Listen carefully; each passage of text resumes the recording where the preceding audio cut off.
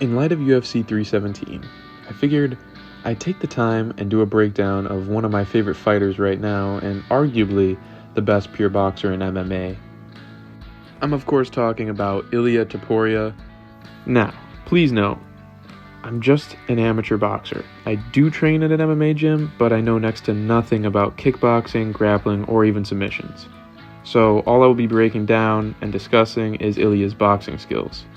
Also, due to the copyright restrictions, I don't want to risk anything, so there won't be much actual footage shown, just images and paused frames. Sorry guys, you know how Uncle Dana can be with that copyright. Lastly, this is a very brief breakdown. It will not be as long or as in-depth as many of my other videos. Anyways, with that out of the way, on to the breakdown. There are a few major things that Ilia does that make his hands as lethal as they are.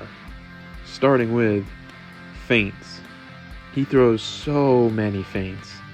Foot feints, jab feints, shoulder feints. If you can feint it, he does it. This is how he manages to eventually set up his power. He gets them so used to this large quantity of feints that they begin to expect more feints than punches.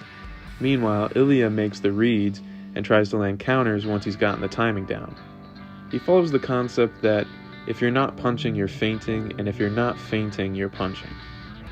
Another aspect of his boxing that's just so impressive is his head movement and his defense, especially considering how he's in MMA and the risk of running into a knee or a kick are astronomically high. He uses traditional movements, slips, rolls, pulls. However, he also will simply reset by bouncing out of range if he's not feeling an exchange or seen something that he didn't like. His blocks are also something of note.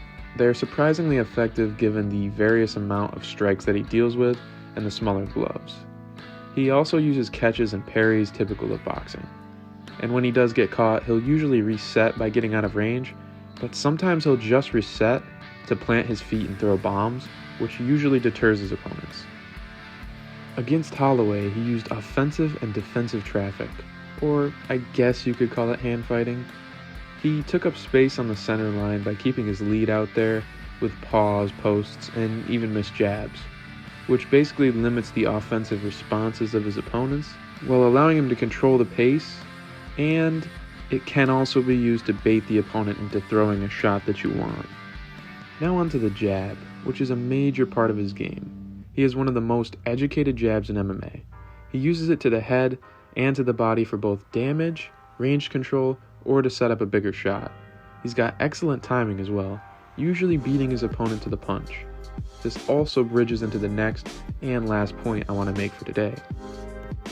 His combination punching is extremely high level.